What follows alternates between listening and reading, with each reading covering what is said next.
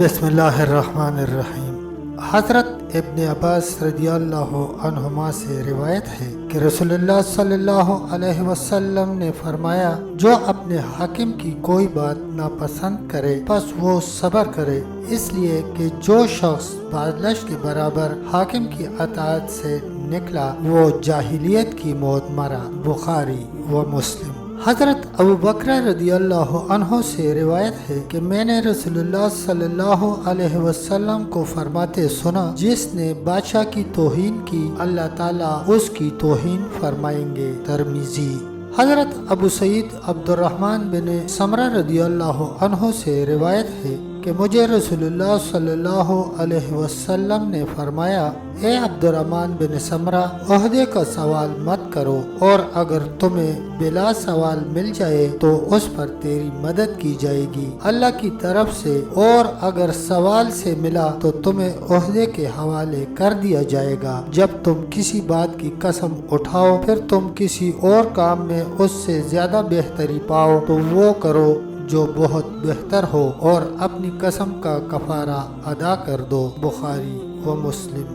حضرت عیش بن تخفہ غفاری رضی اللہ عنہ سے روایت ہے کہ میرے والد کہنے لگے اسی دوران میں کہ میں مسجد کے اندر پیڑ کے بل لیٹا ہوا تھا کہ اچانک کوئی آدمی مجھے پاؤں سے حرکت دینے لگا، پھر فرمایا کہ یہ لیٹنا اللہ کو ناپسند ہے۔ جو ہی میری نگاہ پڑی تو وہ رسول اللہ صلی اللہ علیہ وسلم تھے۔ ابو داود۔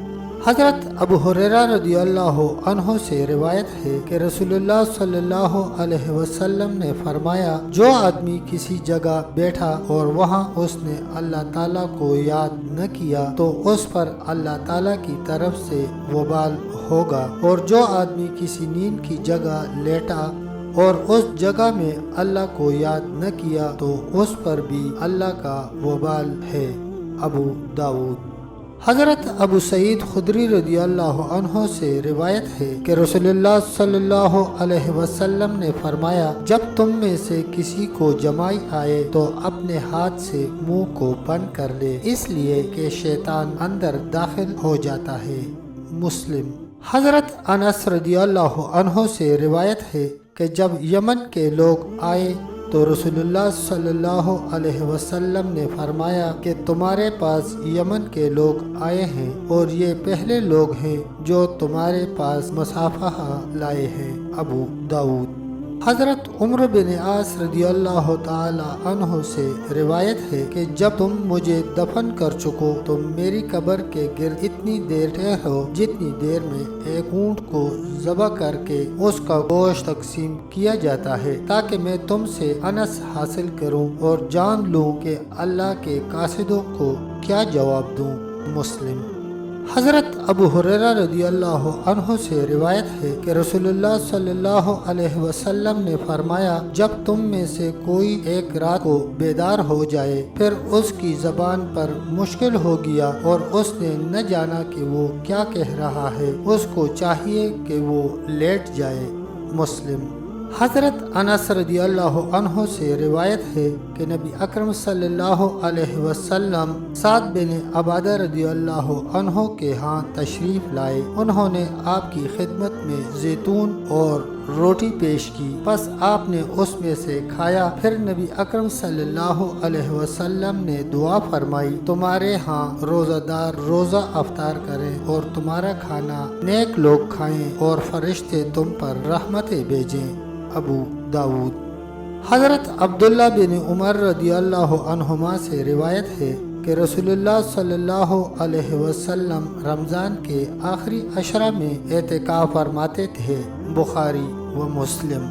حضرت ابو ہریرہ رضی اللہ عنہ سے روایت ہے کہ نبی اکرم صلی اللہ علیہ وسلم ہر رمضان میں 10 روز اعتکاف فرماتے تھے۔ جب وہ سال آیا جس میں آپ صلی اللہ علیہ وسلم نے وفات پائی تو آپ صلی اللہ علیہ وسلم نے 20 دنوں کا اعتکاف فرمایا۔ صحیح بخاری۔ حضرت ابو ہریرہ رضی اللہ عنہ سے مروی ہے کہ رسول اللہ صلی اللہ علیہ وسلم نے فرمایا، وہ آدمی آگ میں داخل نہیں ہو سکتا جو اللہ کے خوف سے رویا یہاں تک کہ دوتھنوں میں واپس چلا جائے۔ ایک بندے پر دو باتیں جمع نہیں ہو سکتی، اللہ کے راستے کا گرد و غبار اور جہنم کا دھواں۔ ترمذی۔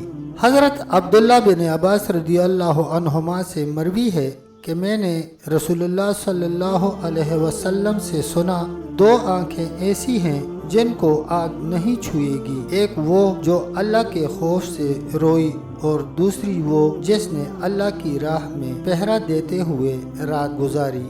ترمذی۔ حضرت زید بن خالد سے مروی ہے کہ رسول اللہ صلی اللہ علیہ وسلم نے فرمایا، جس نے کسی غازی کو اللہ کی راہ میں جہاد کے لیے سامان دیا گویا اس نے خود غزوہ کیا، اور جو آدمی کسی غازی کے اہل و عیال پر بلائی کے ساتھ نگراں رہا اس نے بھی یقیناً جہاد کیا۔ صحیح بخاری۔ تب تک اتنا ہی، ملتے ہیں دوستو اگلی ویڈیو میں، تب تک کے لیے اللہ حافظ، اللہ نگہبان۔